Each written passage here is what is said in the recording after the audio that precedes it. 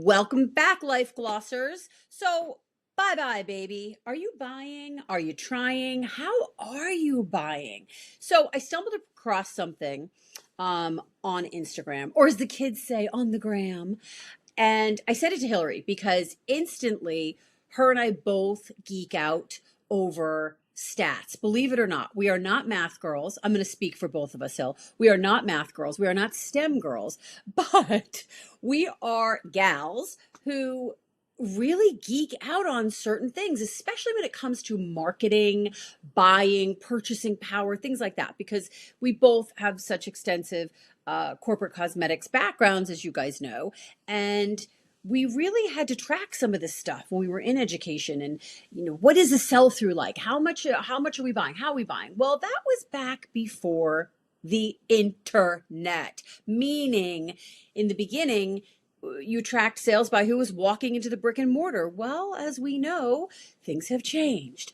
But I'm still fascinated, not just how Hillary and I purchase, but how we all purchase. So I stumbled across this little blurb that came out in the Business of Beauty. They're great. If you don't follow them on Instagram and you're interested in this stuff, follow Business of Beauty. I really get a lot of information from them, and they're just a really cool Instagram site if you're into this kind of stuff, beauty facts. And the headline was Europeans still buy 78% of their beauty products in store. And then it had a Nielsen breakdown of percentages of around the world globally. How are people purchasing? Are they purchasing online or is it brick and mortar?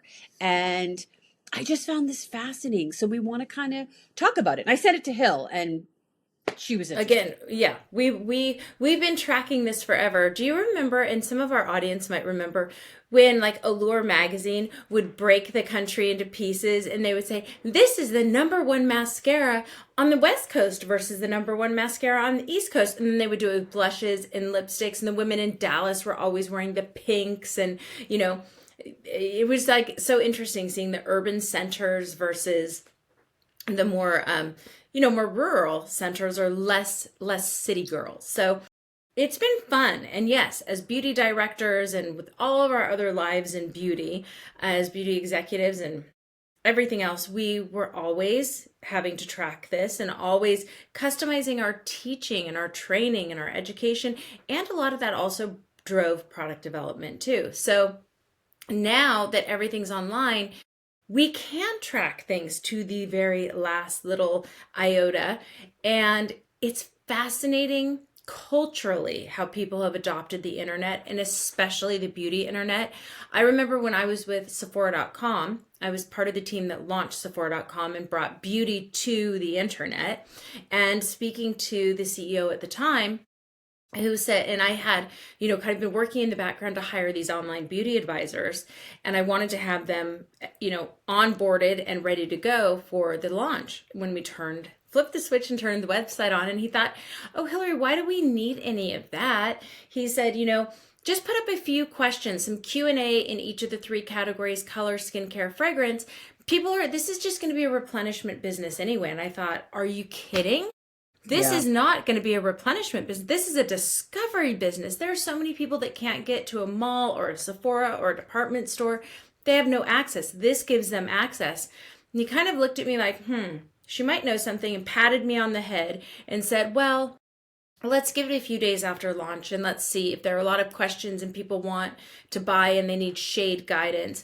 We'll bring them in. Okay, we didn't get halfway through the launch party before he said, our servers are under duress with people saying, which shade, which shade, which shade? He's like, do you have those girls' phone numbers? And I was like, they've already gone through HR. I just need you to sign off on hiring them. They can start tomorrow. And Right. There we go. That's history. That was 1999, Yeah. 1998, 1999. I can't remember. Yeah. I mean, I think it's so cool how you and I both we're part of that generation that we were working during a time where change was massive in the beauty industry. And so many younger people don't realize that coming from just brick and mortar and moving into online and internet sales was just huge, and I'm so It was grateful we mind were a blowing. part of it because it really was life changing. And especially coming from an education point of view, we had a lot of weight on our shoulders to make it work because everyone was terrified. You were either in one camp that you thought it was going to destroy the industry and destroy the beauty industry in general, or you were in the camp, oh, it's just going to be, the greatest thing in the world, and no one's going to go into a store anymore, and all the stores are going to close, and people are going to buy online. So it was very black and white how people were sort of adjusting to this. And what's interesting, Hill, and you brought up a great point when I was listening to you, you were talking about Sephora. Sephora being a French brand, as I'm sure most people hopefully know, LVMH. And it's interesting because the French really, and I don't want to just say the French, but generally speaking, Europeans were the most resistant to the online world of beauty. They did not get it. They did not understand it. They thought it was strictly going to be replenishment. That I think there was a fear factor there. But looking at what I sent you, Europeans are still 78% of them are still buying products in store. And I So, love that for them. I love that yes, for them. me I feel like they too. do it. I feel like they do it better. I mean, we get lazy and we're just like, oh, I saw it on Instagram. Oh, I'm just going to get this.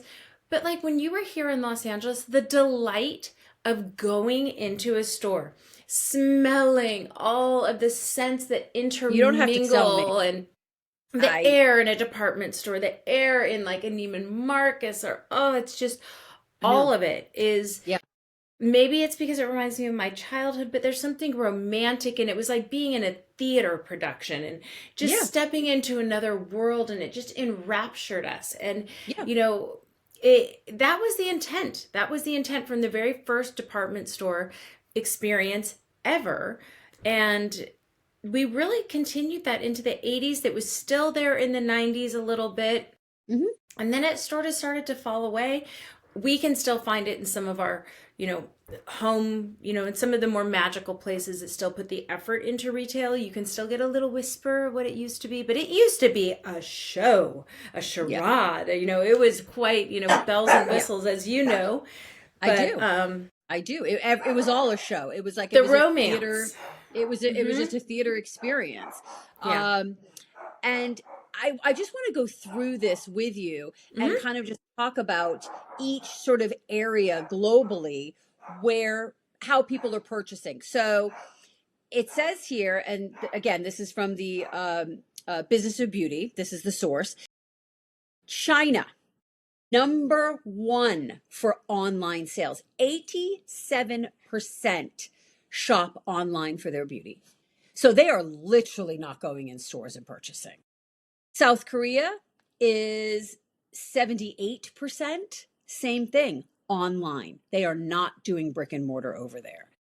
Now, you come to the US, we're almost a 50-50 split.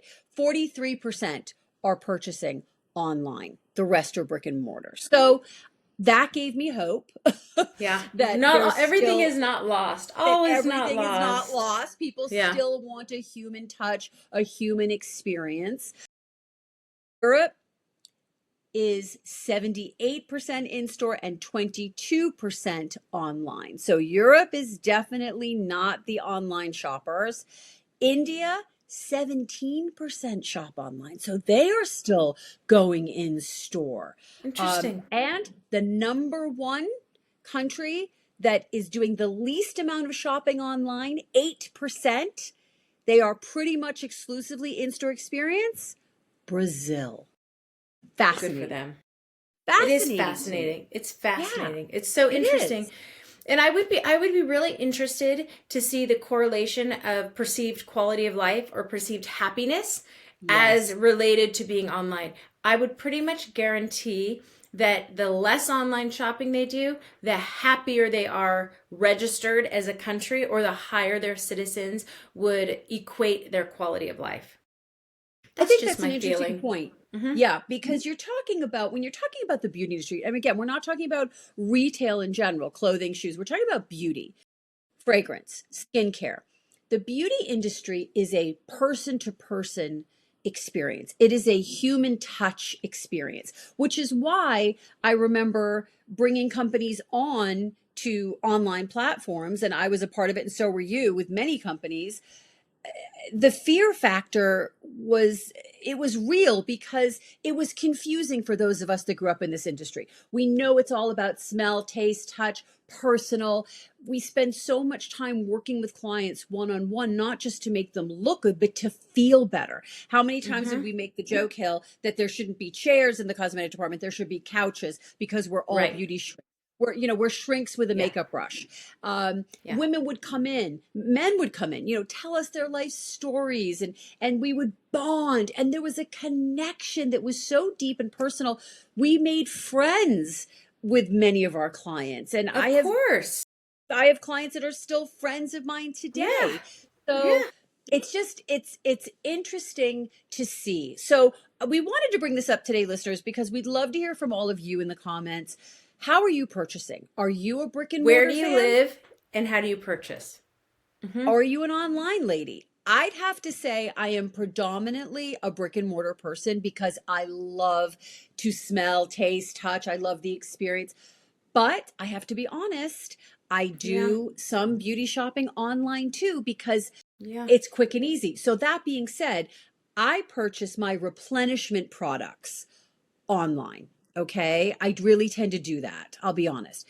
But when I want something new, or I want to see something new, or I just want to be inspired, I have to go online. It's rare you will find me making a new purchase with online without having experienced it in store. Are you the same? Interesting. Replenishment I definitely do online. Uh, I do about 50-50. I'll take a chance with something new online. I will watch it. I'll watch how a few other people use it and I'll see how it goes on the skin. There, because I do really love indie brands and I love indie makeup artist brands, a lot of Hmm. them are only available online because they don't have the Correct. in-store agreements. So that's what differentiates from me. So I probably do new discovery 50 Same. 50. 50% online. I want to support our new guys and gals that are out there doing it on Yes. their own and are not in store. I sometimes it's hard to get me off this hill to drive all the way down and get into there, and sometimes I guess it's lazy, but you know when I make the time and I force myself to go and carve out the moments to go and touch and feel things. Question, why have I not been doing this? Because you get to talk to the people in the store, you get to Yes. feel things. I mean, Yes. it's like Christmas. And I would also say, loneliness has a lot to do with our society right now.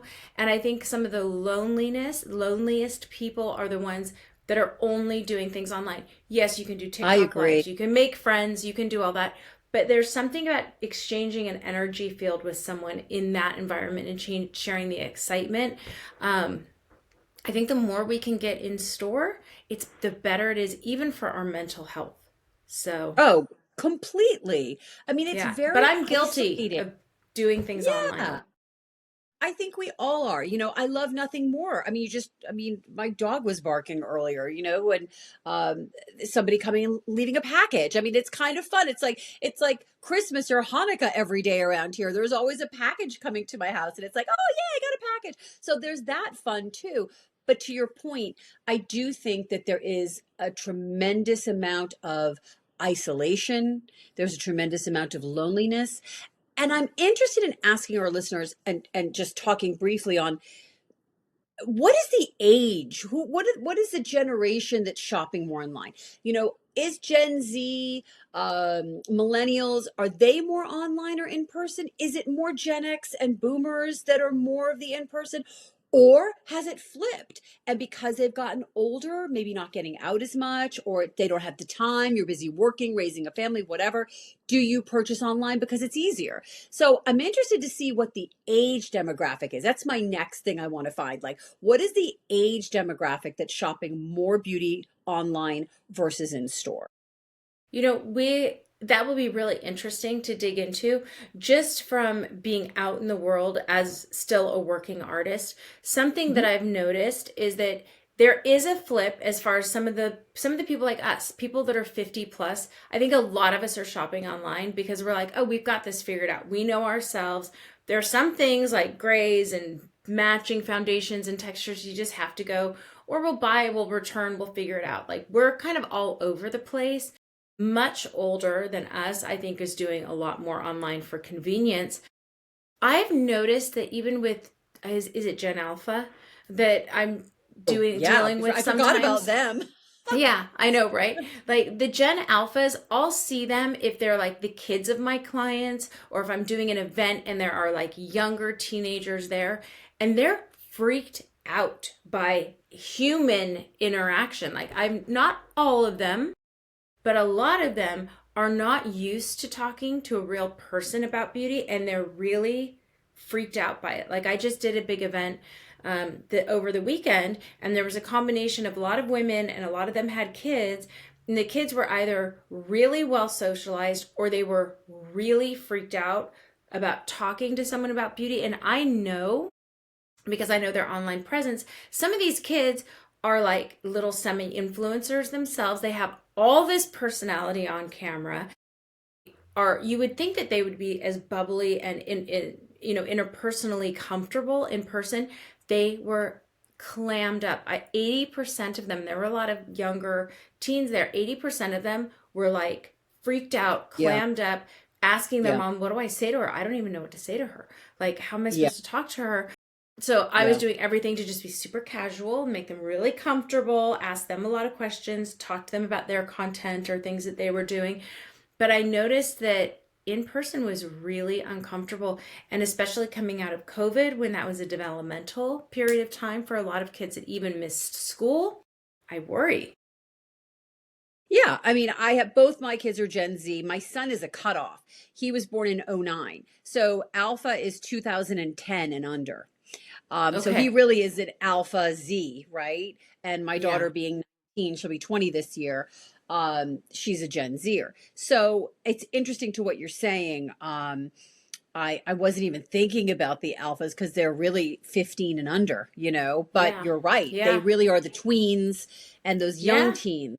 But I absolutely see it in both Alpha and Z generation, the lack of being able to socialize, being able to talk to someone, being able to talk on the phone is a real Right. problem. It's a real Right. problem. My kids don't like to talk on the phone at all. And you couldn't get the phone out of my hand or my ear Yeah. when I was a teenager. I was glued to it. So, you know, it's interesting, right? The different dynamics. But I with both of them though, they don't love shopping. My daughter has grown to like it because she's my daughter and we kind of do it together.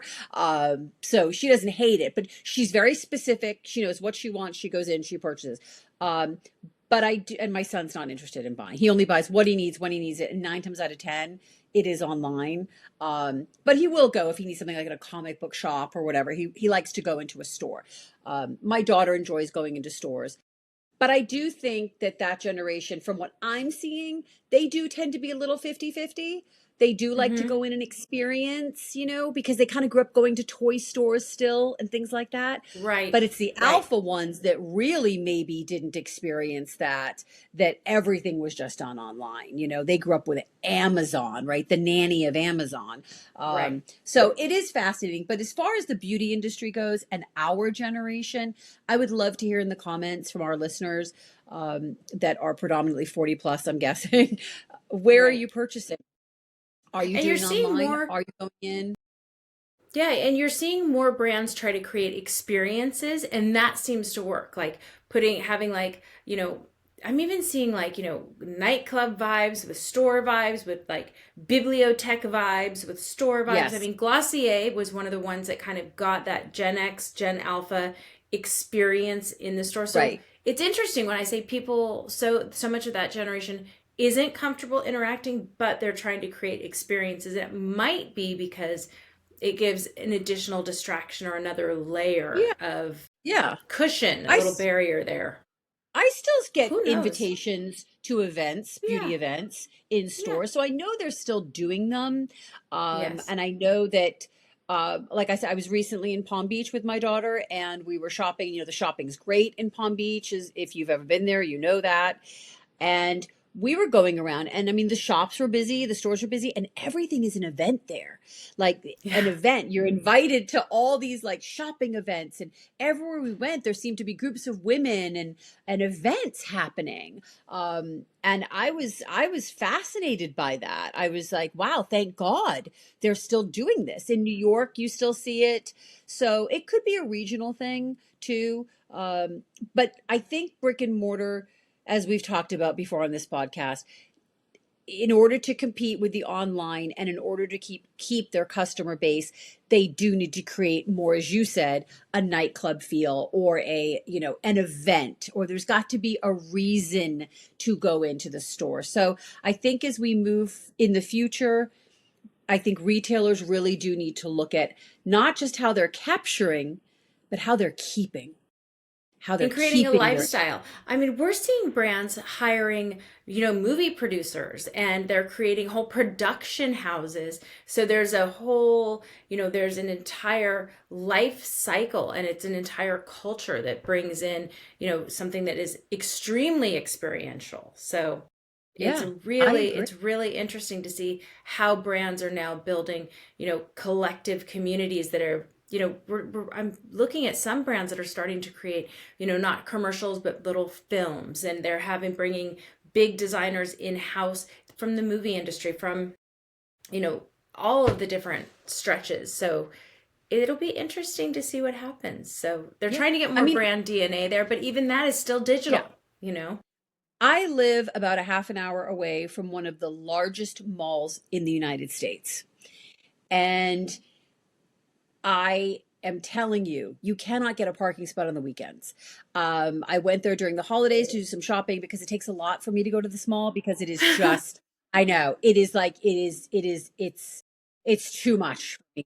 Okay. It is a nightmare. And I'm not a mall girl, having spent Oh, thousands of hours and years having to go to every mall in America, literally, and do training. So I can tell you, I know every freaking mall in the world, as do you. I don't think there's one I haven't been to, and I'm not exaggerating. Okay. no, I'm So, sure. yeah. So I am doing events and doing, it's just, it's crazy. So to get me to go to one is really hard for me. But this one is so high end and so famous, and it's just massive. So I think it's the third most profitable in America. So because of that, going there, I'm telling you, people are still shopping in store. I mean, you would Yeah, think that it would be, quiet during, but I still gauge it over the holidays. And right. I did go in. Yeah, I think it was a week before Christmas. I needed something. It was terrible. Thank God for valet at Neiman's. That's all I have to oh, say. yeah. And I couldn't believe how packed it was. I mean, I literally could not believe how packed it was. So I said to my husband, see, people are still wanting an experience. People still, to your point, Hill, want that socialization. And there isn't a store there that, I mean, it has very high end luxury, like a Ala Moana or a South Coast Plaza. It's got all the kids are there. Chanel, Hermes, Right. Vuitton, Gucci, everybody's there. Um, and then you have you have the other side of the mall, right? So I call it the mass and class mall, right? But it's interesting to see that it is just most of this stuff you probably could get online, but yet it was just packed, and it's kind I of love that. busy all year round. Yeah. So I it's love still that. And I thriving. love that. Yeah. And I love that brands are starting to look, we're starting to look, it used to be all about the brand DNA. And I think now it's like, the whole brand ecosystem. And the ecosystem is getting bigger. The galaxy of a brand is getting bigger. I'm Yes. excited to see what happens there. But on our next upcoming episode, you know what I want to talk about? I want to talk about, well, everything's getting super digital and everything's getting super modern. We're also seeing this this reminiscence and this nostalgia for the good old days. I'm seeing Yeah. that in people saying, let's go analog again. Let's start. I'm seeing there's like this romanticism around smoking cigarettes again. There's like this whole, like, let's get in the Wayback Machine when things were simpler and there was a human touch. So I feel like, the pendulums always swing. And as Always. AI moves us into spacesuits and being genderless and who knows what going to Mars, I feel like some people are like, you want to know what? I want a landline and a cigarette. And I want to talk about that. What does that mean? Yeah. Yeah. I definitely think with anything in whether it's the beauty industry or the retail industry in general, Mm-hmm. you're always going to see that pendulum swing. I love watching influencers on Instagram and they'll talk about a brand like they just discovered it. And I'm thinking to myself, Mm-hmm. that's been around for 20 years. That's Like been around for 3 years. Clarence. Like, I mean, you Clarence, know all what of I'm a sudden saying? people are like, ooh. Yeah. And I mean, I hate to be the cynical bitch, but I'm kind of like, really? You're not discovering anything new here. And it's But Suze, all people been are done. wearing baby doll dresses and Doc Martens again, slips and Docs. I'm Uh, like, yeah, oh. still have some. I know. I mean, and I'm watching my daughter now wear Docs. But it is funny. I think the pendulum has swung that people are really craving, now that we've come out of a pandemic for a few years now, people are back to craving that human touch. They're back to wanting to experience that. I hope it continues. I really do. In the crazy world we're living in, Hill, I really hope that humanity just comes together for the good of Yes. beauty and says, let's get out, let's be kind, let's shop, let's go a little slower, let's take some time to be around each other and spread a little joy. So And spend time together. It's so nice to sit at a it is table. Like when you and I get together, we don't even know where our phones are. We're just catching up like the old no. days. That's how this podcast started. So, That's right. with that in mind, That's stay tuned. We're going to continue taking deep dives into all the deep questions, and we'll keep you posted about little beauty things that can, ruffle your feathers and make you feel good. You can gild the lily along the way, but yeah, we're going that's deep right. this year too. So, Yeah, a little bit of philosophy with our beauty. Why not? The world is a dark place right now, so let's add a little light and keep it a little glossy in our little bubble of beauty. cheers to that. Absolutely. Cheers. So follow us on socials. We're always going to show you what we're trying. So if you have heard of anything or if you liked anything that you've seen us talk about on this podcast and you're like, I wonder how they use that, or I wonder what that looks like we've committed to you this time to not just show you here, but we're going to show you on social so you can get more of a deep dive. So like I'll be showing you masks and colors and all those different things, and Susan will be doing the same. So if you saw or heard something here, you want to see more, go to socials and see it there. And ask away. Ask us questions. We're here for you. Questions. Yes. Please. Until then, Stay glossy. stay glossy. See you later, Stay glossy. Suze. Bye, Hill.